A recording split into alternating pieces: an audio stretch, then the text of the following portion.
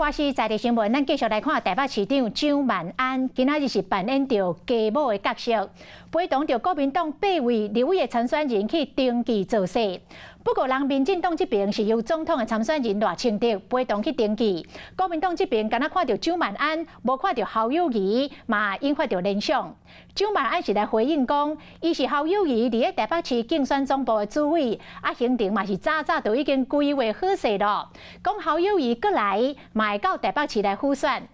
这个立委参选人张树光、徐卡心嘛拢帮忙来疏言讲话，讲侯友宜真无用哦，无用咧处理纳北合作的代志，讲这个纳北合作比立委的登记较重要。台北市长蒋万安带8位党籍立委参选人来到台北市选委会登记，要营造大团结的气势。今天我是以3个身份来陪同国民党立委候选人来登记。第一，我是中国国民党提名总统候选人侯友宜市长，台北市军人总部主任委员。为地属化口号到在野表演，拿赢立委的参选人拢以蒋万安为中心，也过甲民进党比较起来，若是由总统参选人赖清德陪这立委参选人登记，是安怎？拿军这边敢若看到蒋万安。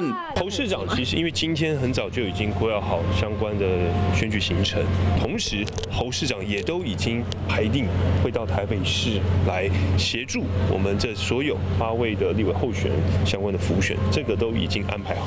侯长今天很忙啊，蓝白合这件事情很重要，我觉得这件事情可能比陪大家登记来的重要。侯市长，他应该知道应该很忙吧？